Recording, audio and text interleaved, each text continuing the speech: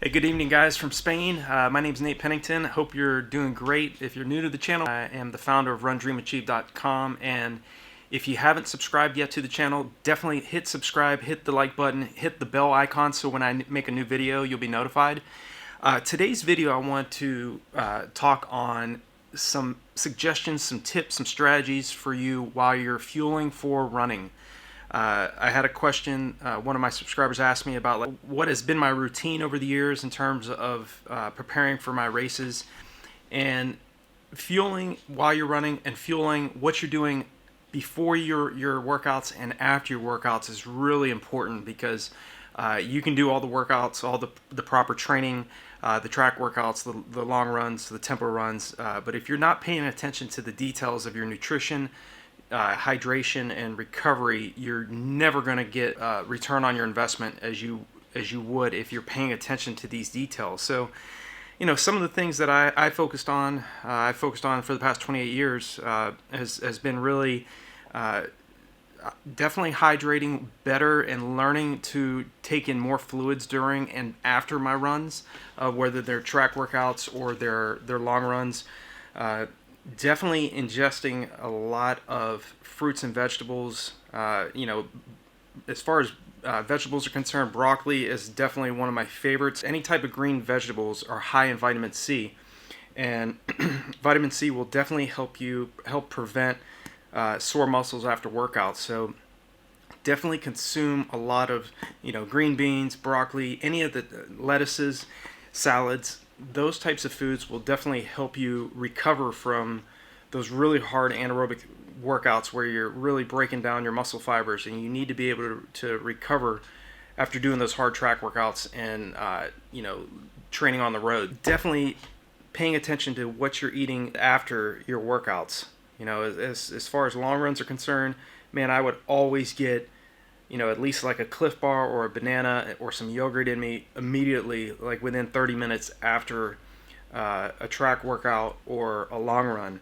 You really have to pay attention to hydration and making sure you're taking in enough fluids and calories during your long runs. A lot of times, athletes, and I've been guilty of it too over the years, where I would literally do the entire long run, like a 20-mile long run, without drinking anything. I mean, it's these common mistakes that so many athletes make. They either won't drop water bottles out along their long run course, or won't take in any like gels during their long runs.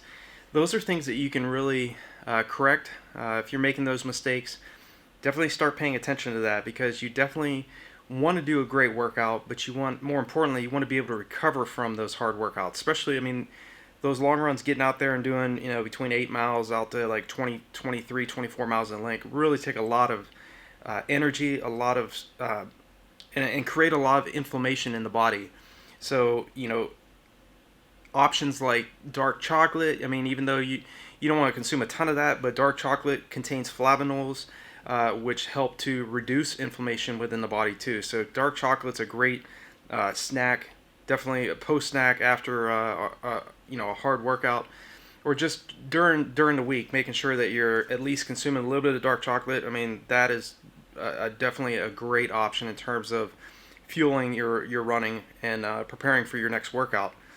Lean meats. A lot of athletes, some athletes are vegetarians, some athletes are, eat meat, don't have an issue with it.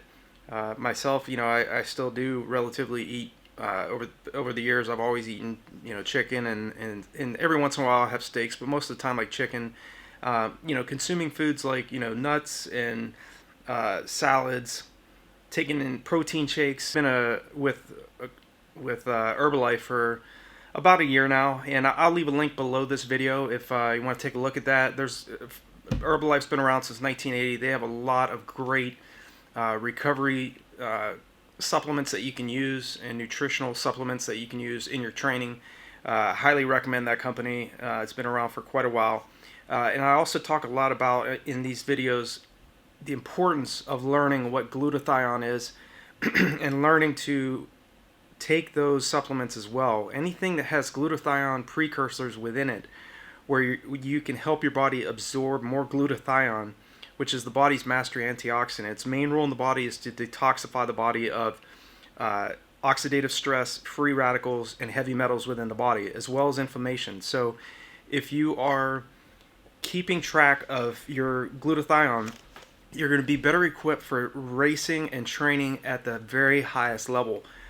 Most athletes think that they are either overtrained or they don't have what it takes anymore, or they're overthinking the process, when a lot of the big reasons for the reason why a lot of athletes feel fatigued and they don't perform at the highest level is because they are running dangerously low on glutathione. So I urge you to make sure you read up on this. This is something I didn't even know anything about until 2013. You know, I got an undergraduate degree and a graduate degree in exercise science and sport administration, and I've studied anatomy and kinesiology most of my entire life since I've been, and most definitely since I've been an athlete. And it wasn't until 2013 that I knew anything about glutathione, or I never even heard about it. So this may be brand new to you, so I'll leave some links below this video you can check out, and definitely read up on that. If you want to focus on improving your fueling while running in your races, or definitely after your workouts, I highly recommend hydrating well, making sure you are taking in not only enough fluids during your workouts, but especially after you're done. A lot of times we lose our appetite especially after long runs, and we wait till we're thirsty to start drinking. Don't wait until you're thirsty to start drinking fluids. Making sure, monitor your urine color. If it's really dark yellow or it's even a little bit yellow, you need to drink more fluid. So make sure you're getting a mixture of fluid, water, and electrolytes in your body, so you can recover from the hard workouts that you're doing. A few of the other things that I really paid attention to is, if you're going to make protein shakes, put a little bit of peanut butter in them. Peanut butter has those mono unsaturated fats and poly unsaturated fats. Those particular types of fats help you lower your cholesterol levels within the blood as well. So again, it's not just the workouts that you do on the track and on the roads that count. You really need to be paying attention.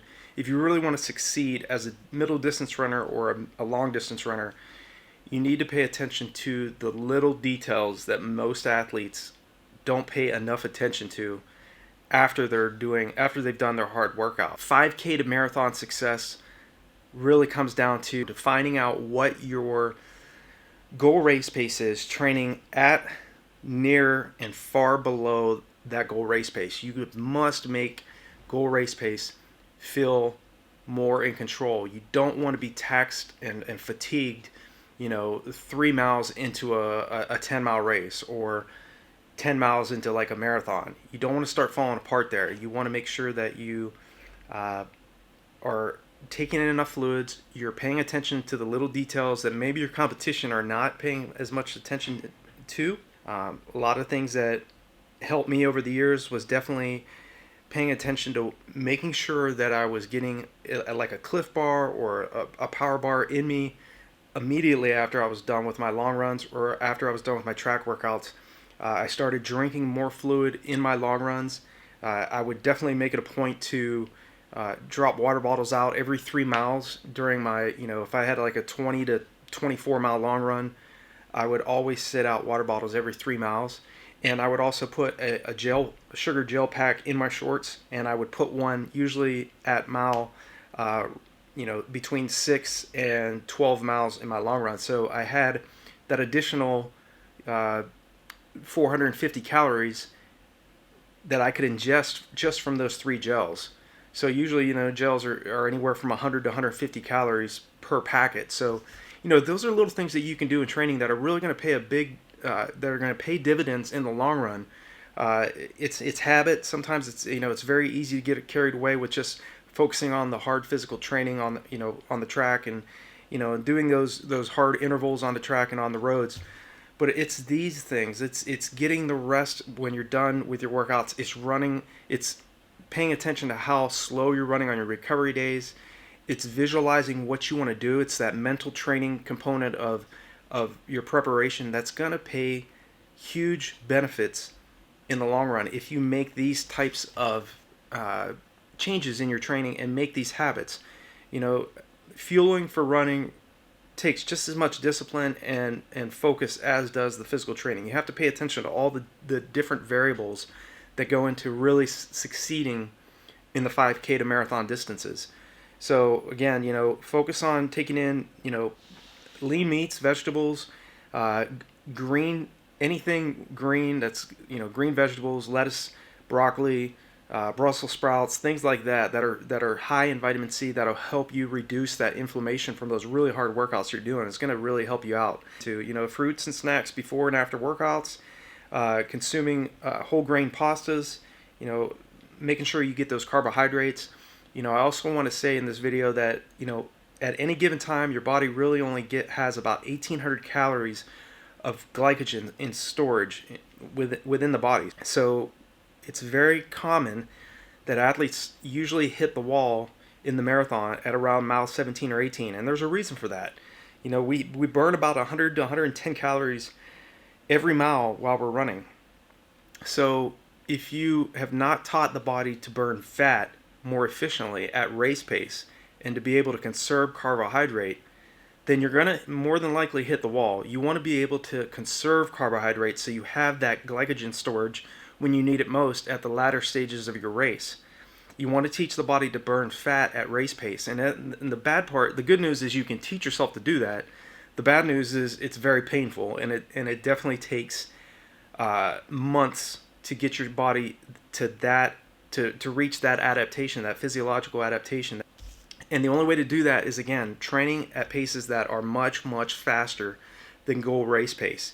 That is what will help you not only improve your body's lactate tolerance, but help you to burn fat at race pace and help you burn less carbohydrate and conserve a little bit more glycogen so that you have that energy storage at the latter stages of your race when you need it the most. When most of your competition is slowing down, you'll be able to react and maintain the same pace. A lot of times at the end of the races, we think we're speeding up when we're really just maintaining our race pace. So those are some of the things that you can really pay attention to. Make some adjustments. You know, you will make mistakes, just like I made mistakes over the years. I didn't just get to 2:19 for the marathon or 1:07:06 for the half marathon. I had many failures. I had a lot of ebbs and flows and a lot of failures along the way.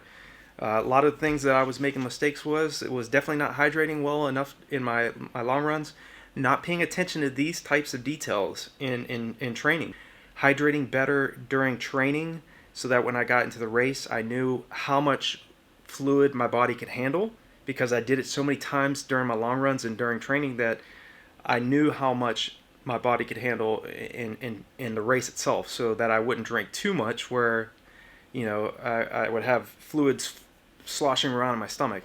Those are things you need to practice on to really get to a point where you get to that peak state, you get to your race in perfect shape, and you get into that flow state where you're able to sustain the pace throughout the entire race rather than just a portion of your race.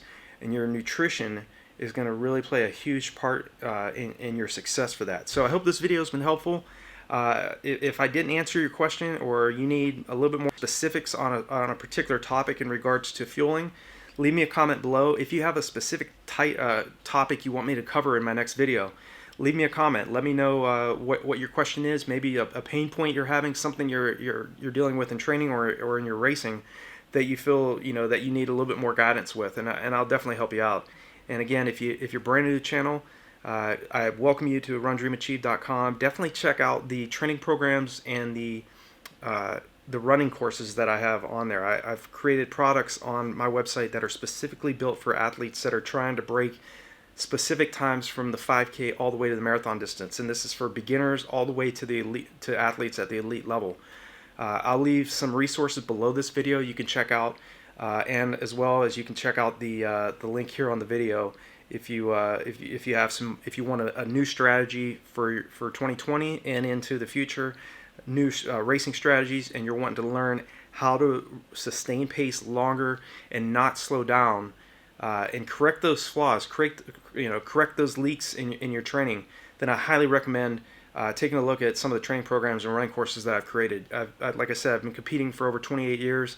I'm a former member of the U.S. Army World Class Athlete Program, sub 220 marathoner, and I credit the world-class athletes that I've trained and lived with over the years, and the coaches, some of the world's best distance running coaches that I've been mentored by for my success as an athlete. I definitely hope that the resources below this video will help you out, and you definitely check out RunDreamAchieve.com. And again, I appreciate you stopping by the video, and I will talk to you guys in the next one.